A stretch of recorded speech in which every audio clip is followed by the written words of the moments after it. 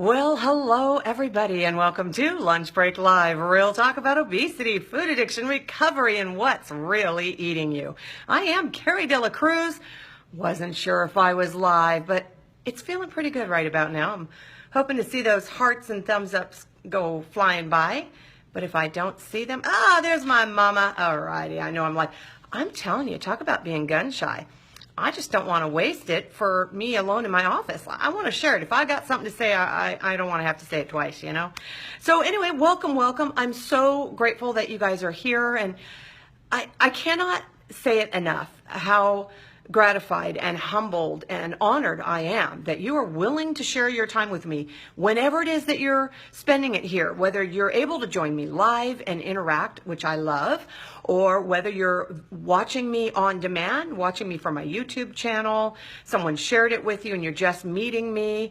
I'm just so happy that you're here because you know what? In a sea of adorable cat videos, and, animals doing crazy things and dads singing with their daughters and all of that stuff, the fact that you guys think my show is worth viewing is just mind-blowing to me. And I'm really happy about it because what I'm hearing with feedback makes me really, really joyful. It just shows me that you guys are working really, really hard. I'm going to say fiercely for your recovery, whether it's to hold on to it, to deepen in it, or to begin living it. Wherever you are in your recovery journey, I'm so happy to be a part of it. So thank you so much for being here, you guys. It's really, hey, Marcus, I'm glad that you're here, and Lisa and my mama. So listen, today's show, I'm hoping it was intriguing and enough for you guys to go, what the heck is she talking about? Now, the actual full title of the show is, If a Man Squeals When You Poke Him With a Stick, He's Not Dead Yet. I will explain what that means in a moment. But first off, I learned a couple of very valuable lessons. And it's stuff like this that I think makes me a better person, helps me to live life more fully. And I think that's really the goal. It's been very cold in California. And I'm talking 37 degrees in the morning. My phone actually said, brr, like that. Brr. It didn't sound very good when I asked it what the temperature was. 37. And my hands tend to go very, very numb and hurt a lot. So I was driving to work yesterday. My hands were freezing cold and I could not find my gloves. For the life of me, I'm like, what the heck was I thinking that I didn't pack my gloves? I get to work, I'm laughing about it. And my coworker's like, I couldn't find mine either. We're just not used to it. Well, later in the day, I'm going through my bag underneath my vitamins and lo and behold, 3 pair of gloves, 2 leather, fur lined, and 1 pair of mittens that you can actually use on your cell phone, and it'll actually let you touch it. Right there in my bag with me. And I'm telling my mom this, and she's like, well, honey, why don't you put them in your glove compartment? Imagine the silence in my head. Glove compartment? You mean that's what it's for? She said, yeah, driving gloves. That's why they were designed. So, Mom, I want you to know I have a pair of gloves in my glove compartment. And they are there for me when I need them. The only thing is going to be that I have to remember to put them back there, but that's all right. I can work on it. Okay, so that's number 1 thing that I really learned that I think is so valuable. Number 2 is we were watching Curse of Oak Island last night, and they found some wood that had some black tar-like substance on it, and they determined it was pitch. And I'm like, my husband's like, Juan's like, well, what's that for? And I'm like, oh, that's for, waterproofing or sealing, boats or chests and blah, blah, blah. And he goes, is that why they call it pitch black? Yeah. Yeah, that's exactly why they call it pitch black. Never thought about that for a minute. So these explanations just show to go, yeah, that I can be really unobservant sometimes and miss obvious stuff. So now you can say you know this stuff. And if you already knew it, bravo, good for you. So pitch black and a glove box, why you should use it. All right, so with that aside, today's show, if a man squeals when you poke him with a stick, he's not dead yet. Where does this come from? Well, I heard it, or a very reasonable facsimile, we've decided, from a good Kiwi friend, Sine. I asked her about it today to give me the exact quote, and she's like, oh, I don't remember what I said. I'm like, what do you mean you don't remember what you said? I thought it was like a very, very familiar old Kiwi quote. Well, apparently not. But needless to say, it made a lot of sense to me at the time. And the idea is that when I heard it a couple of years back, I really thought, wow, this is really powerful, is that if something still bothers you, which is makes you angry, fearful, uncomfortable, like whatever it is, it's because you haven't dealt with it, or you haven't dealt with it enough and you still have work to do. So in other words, that man that you're poking with a stick or kicking or whatever it is, if he's still screaming or squealing at you, it's because there's still something there that you need to work on because it's not dead yet. It's not dealt with, okay? I think that's really, really powerful. Okay, so I put this idea to the test a few years back when I was, I'm going to say about the time I began my food abstinence, okay? So I'd been living in recovery for a while, and I was applying the principles and things like that, but had not implemented the food abstinence, food sobriety list yet. I was working on that, all right? But what I found is that when you apply this idea of poking a man with a stick, it's a great tool for identifying stuff that's still eating you up. So I was identifying things that were still eating me up, okay? So remember how I talked about being a dry drunk? If you saw that show, I think it was last week, a dry drunk. And what it means, right, is how that even if you're not using, or participating actively in your addiction, the substance, the process, the behavior, whatever, you're angry because you're not using it, but you're like white knuckling it. So the reasons that you used to eat or drink or smoke or overdo anything still exist. It's just that you're not doing those things and you tend to be angry about it. All right, so that's what a dry drunk is. And so being a dry drunk negatively affects your sober recovery, okay? So that kind of stuff is the kind of stuff that makes a man squeal. And it's the kind of stuff that I used to overfeed before I made that food abstinence list. And guess what? It's the kind of stuff that still made me angry after I made the food abstinence list, only now I could not overfeed it or feed it to make it go away. See? So it was still there. Here I am dealing with that dry drunk stuff like, this is very confounding. This is very confusing to me. I'm doing everything I think I'm supposed to be doing and I'm not eating too much. And how come I still feel this way? It's because that man's not dead yet. There's still stuff I have to deal with in a healthy way. There were a lot of things that used to scare, depress, frustrate, anger, and confound me. Those were my very familiar feelings, all right? They're not the same for everyone. We respond to things or react to things in different ways, but my common feelings were being afraid, being depressed, being frustrated and angry, or just being confused, okay? So that's what it was. But I still didn't acknowledge them because I didn't know what they were. I didn't know what those things were, and I let them eat me up, and in the past, I would overfeed them, right? And here are reasons that happened, okay? I kind of was like, why did I let that happen, right? Because you think to yourself, if you know what's happening, why do you let it bother you, right? Okay, well, because I didn't feel capable, I didn't feel justified, I didn't feel worthy, I didn't feel like I should have to, right? Why do I have to deal with this? I shouldn't have to deal with this. This shouldn't be a problem. This shouldn't bother me. Okay, so I'm going to beat myself up because it bothers me. I don't understand why it bothers me. What's wrong with me? Maybe if I just ignore it, it'll go away. Okay, so that was like all of the stuff that was rattling around in my head when certain situations or scenarios would present themselves. Now, if you've done any kind of therapy or if you've hung around any therapist for any amount of time, they will tell you that we recreate what we know. And so if we had experiences in our formative years, our younger years, whether it was at home when we were kids, with our parents, at school, with our friends, whatever it was, that becomes very familiar to us. And anything that looks remotely like that, we'll plug into that and we'll behave as if that identical thing happened. And sometimes we make it happen. Don't talk to me about that. That's what you talk to your therapist about. That's deep stuff. But here's the thing, right? If you've been married or been in a relationship for a while, what do you do when you start to see something? Oh, I know where this is going to go. I know exactly where this is going to go. I say this, then he does that. So you know what? I'm just going to head it off at the pass. I'm just going to experience all of those emotions. I'm going to go from 0 to 100 because I know exactly where this is going to go. Do you though? Do ya? Okay, if it is going there, is it because you created it? Is it something you're doing that is allowing that to happen, and not only allowing it, but setting the table for it or laying the foundation? I once knew someone who wasn't aware that she was doing it, but she used to get mad at her husband. Like before every trip, every time she traveled, she would pick a fight. I mean, literally knock down, drag out, I hate you level fights. I mean, that's horrific, right? And it finally occurred to her, the reason she did that was because she was afraid if she was mad at him, she wouldn't miss him while she was gone, right? And then if something happened while she was gone, she could say, yeah, well, right? I don't have to be hurt about it because I was mad at him anyway because he was a jerk. Wow.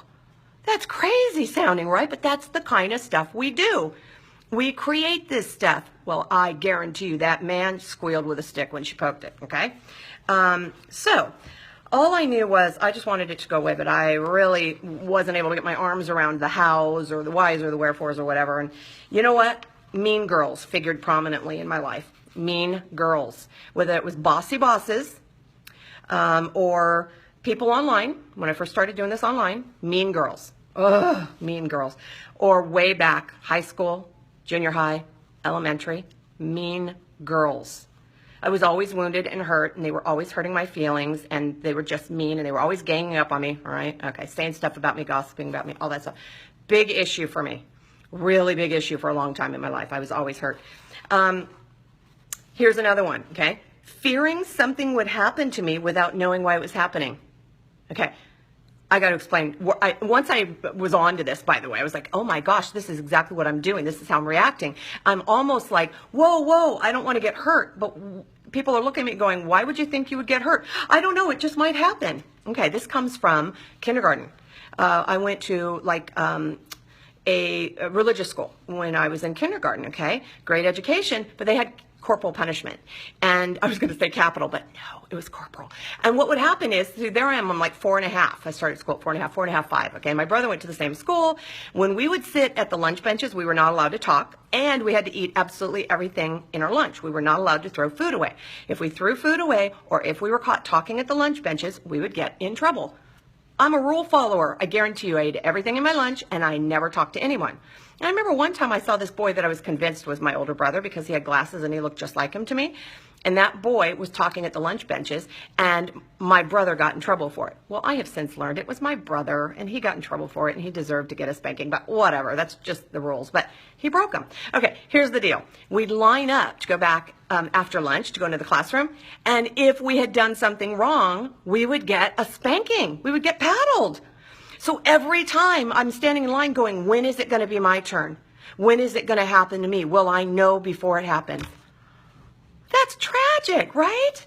That is absolutely tragic. I was terrified that I was going to be punished and not know why.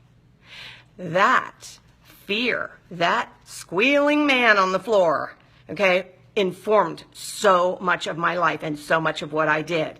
I don't want to get in trouble for something that I don't even know I'm doing wrong, right? Wow. How do we behave if we are in this constant state of fear? You know, or we're afraid someone is going to do something to us and we can't protect ourselves. How do we feel about that? Big issue with me. I did not realize it for a really, really long time. That need, that desire to be protected, I think it's very common in all of us. We want to be protected and feel safe. That was one instance, big theme for me, where I did not feel safe. Okay.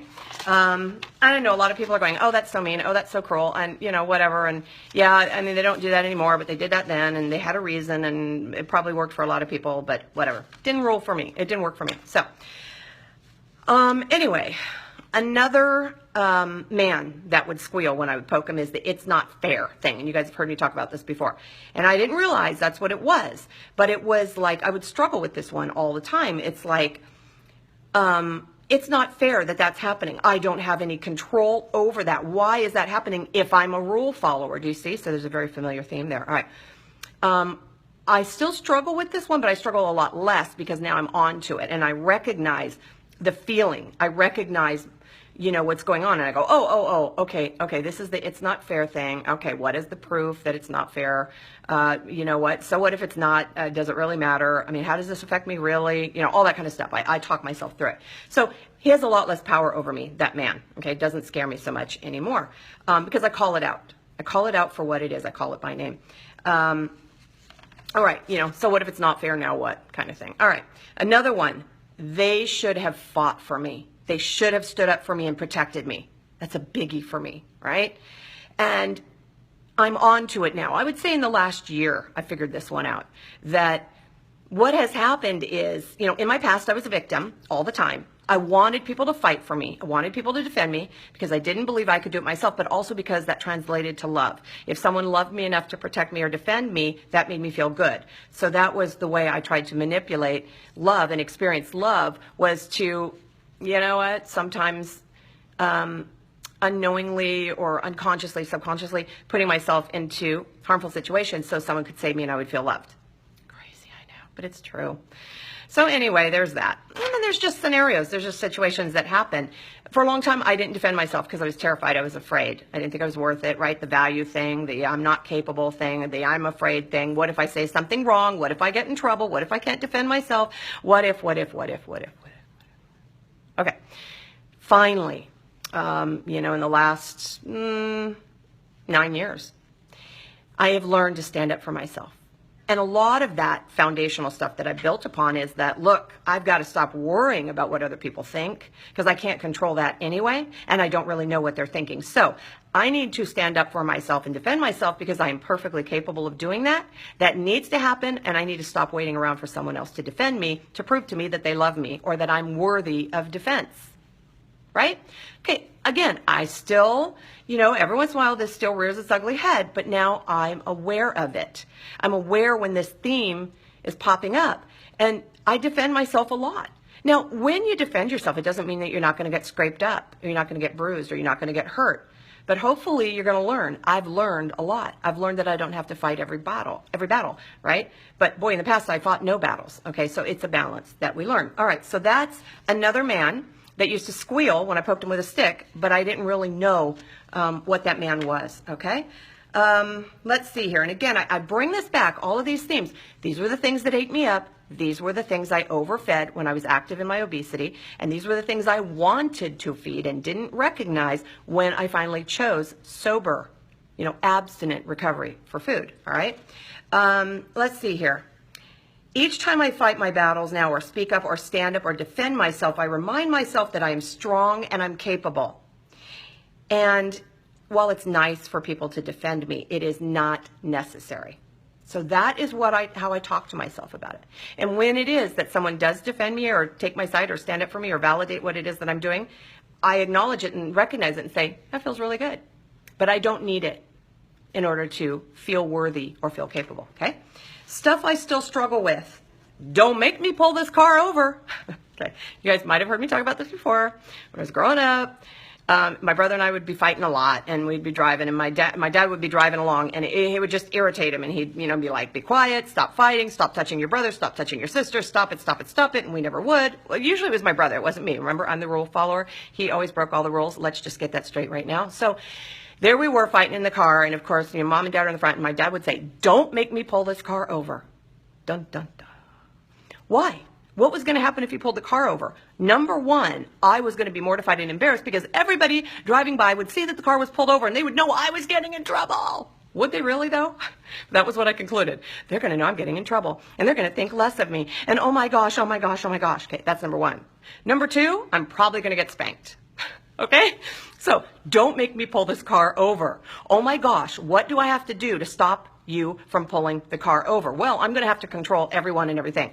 I am somehow going to have to control my brother. As if I could do that, right? But I'm clearly going to make sure that my dad knows it's not me. So I'm going to stand up and I'm going to defend myself, and I'm going to go, it's not me, I'm not the one. I'm going to point to him all the time.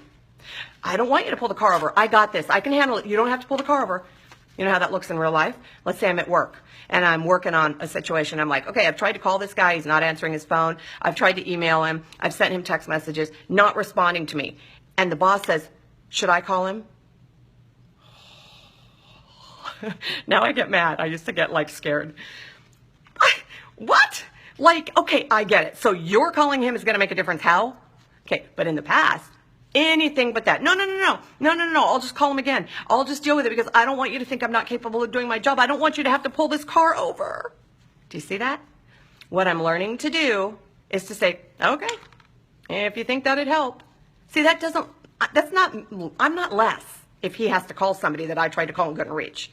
Oh well, and if he reaches him, I'm not less than. It's not some magical ringer that he has that I don't have. It just is. Okay? But that is one of my themes that I used to feed. I used to feed because I really felt, what? Out of control. Yes. All right. What that plugs into is, do you need me to handle this for you? Because you obviously can't handle it yourself. They're not saying that. I was filling in the blanks. I was drawing conclusions. Yeah, I'm better now. I started by saying, what would happen if they pulled the car over? Do I really think this is a swipe at my capability? And what if it's just someone saying, can I help you or let me handle it? Right? What is the big deal? So you see, I'm still working on this one, and that man is squealing a lot less. I'm poking him. He's squealing a lot less. Okay, he has a lot less power and energy over me, but he's still there. Not dead yet. Still needs some work. Here's another one. Let's look at the time here. All right. Now you look stupid. Now you just look stupid. Ooh, I hate that. I don't want to look stupid. I don't want to look unprepared. I don't want to look like I don't know what I'm talking about or what I'm doing. Oh my gosh, oh my gosh. So what am I going to do to offset that? I'm going to over-prepare. I'm going to be absolutely ready. I'm going to have notes for my show in front of me, right, all the time. You're not going to catch me unawares. You're not going to catch me not looking like I know what I'm talking about, right, because I'm not stupid, right? Remember Back to the Future? Don't call me chicken. Remember Marty McFly? Don't call me chicken. Yeah. Well, now you look stupid. What does that say? You should have known better. You should have handled it sooner. You let them take advantage of you. A smarter person would not have stood for that. What? Where does all that come from? That man has a lot to say, that man on the ground. So he needs a lot more poking with that stick. I got to deal with this guy. So I'm working on that. I'm working on that. I'm working on that whole, come on now, Carrie, that is not what this is all about, okay? That is not what this is all about. And I prepare where I can, and I just do my best, and I show up, realizing that even if I am prepared, guess what? Sometimes it's not going to be perfect. And guess what? Even if I've done everything right, some people will still think I'm stupid. Oh, well. I'm not less than because someone else thinks I'm less than, right? Okay. Uh-oh, they're not letting you do your job. Please let me do my job. Please, just let me do my job. Oh, why did you dive in the middle and send that email when I could have done that? That was my job, and now you're just making a mess, and you keep doing my job. Why won't you wait for me? Exhausting. That's exhausting. You know what? If you really want to do the job. Now, I know where that comes from, because the blowback's going to be something goes wrong, and then they're like, well, it's your responsibility. It's your job. And I'm like, yeah, but I didn't do it. You did it, right? I'm getting smarter now. I'm learning not to take on the shrapnel. I'm learning to jump aside, right? And let the chips fall where they may, but still a struggle. All right, so what that tells me, by the way, which is not correct, but this is what this plugs into for me. They're not letting you do your job. They don't trust you. They don't think you can do it. They don't have confidence in you. Wow. That is a lot of stuff to feed, don't you think? I mean, all of this going on up here. And all of this has nothing to do with a diet, a menu, exercise, nothing. It's stuff that eats me up that I used to feed with unhealthy behaviors and unhealthy habits and unhealthy food choices. Do you get it, you guys? That's why I'm talking about this stuff. You're not going to see this in the nutritionist's office hanging on a wall on a pretty colored chart. You're just not going to see this crap. That's why I'm here, to tell you this stuff is real. This is the stuff that makes you hungry. It's not just about blood sugar. It's not just about how much protein you ate. Yeah, that stuff matters, but I guarantee you, even if you eat at the right time, and even if your blood sugar is fine, and even if you eat enough protein, it's still going to eat you up, and you're still going to want to overfeed it. I did it.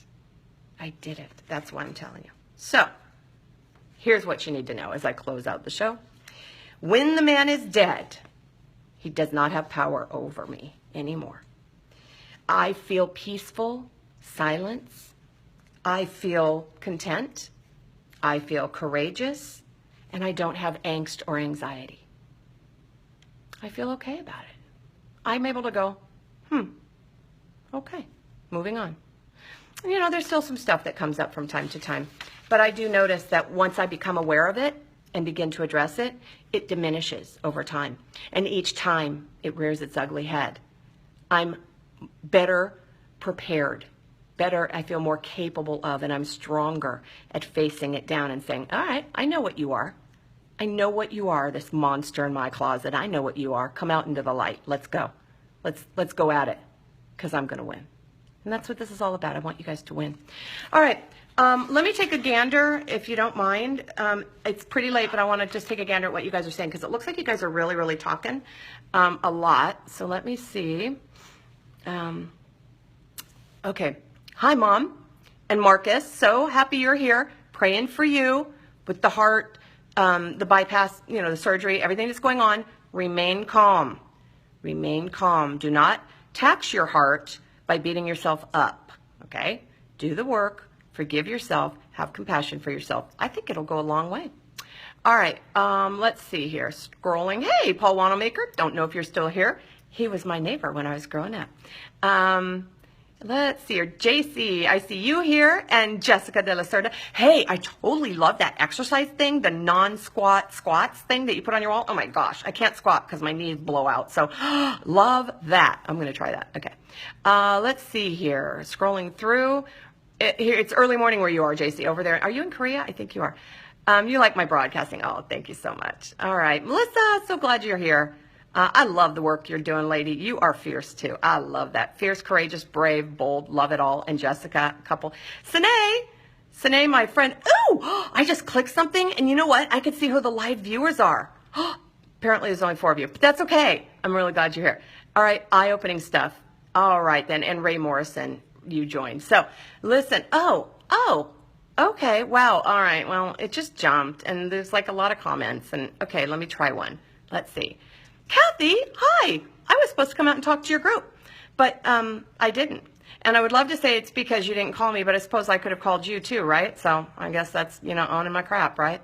I could still come out anytime. You just talk to me. All right. Whoa, my phone's going to dip over. Okay. Fight for me, how I relate to this one, working on this one with my therapist right now. What you described about doing things to see who loves me or doing risky things so other people could show me they cared to rescue me, that's me. Ugh. And once you know it, it's kind of cringeworthy and kind of like, oh, did I really do that? And that's where that forgiveness and compassion really, really come in. We got to forgive ourselves because you know what? We didn't know better, so we couldn't do better. And we weren't even aware of what we were doing because the protective denial was so strong and so deep. Let's see here. Thanks for sharing my video. It says I'm supposed to tell you how much I appreciate it, and thank you, Melissa. So I just did. And Sarah, I'm really glad you're here. Thank you guys. By the way, that reminds me, you guys are sharing your stories, and it is so courageous, and it is just so extraordinary to me because I know that other people will see themselves in your stories of living with an alcoholic, abusive parent, living with a mom who was a food addict, living in just terrifying situations and turning to food to protect you, turning to food to somehow live every day when it was so unbearable. So thank you guys for the courage to share because in doing that, other people are going to find help and hope and healing. I mean that. So please keep sharing, you guys. It just makes my heart swell and it's just joyful. So, all right, guys, I'm going to let you go now, but as ever, I just so very much appreciate you. Thank you for being here. Please share this with others. Be bold, be brave, be courageous. Share this with anyone else whom you think would benefit from the content. Because you know what I kind of think? I kind of think a lot of people are getting eat up by this stuff. And maybe they're feeding it food, and maybe they're feeding it drugs or alcohol or shopping, spending too much money, or being in an abusive relationship and taking it because they don't think they're worth more. All right? Everybody needs this stuff. And you know what they say, though? Recovery isn't for those who need it. It's for those who want it. So I'm really glad you guys want it. And I hope that by sharing, we'll find more people who want it. So that is all. I'm going to sign off now and remind you all to have that courage. Seek peace, so that the man on the floor doesn't squeal. Embrace joy. And above all, live your recovery. Remember, you can't stop feeding what's eating you if you don't know what's eating you. I'll see you guys tomorrow. Take care. Mwah. Bye.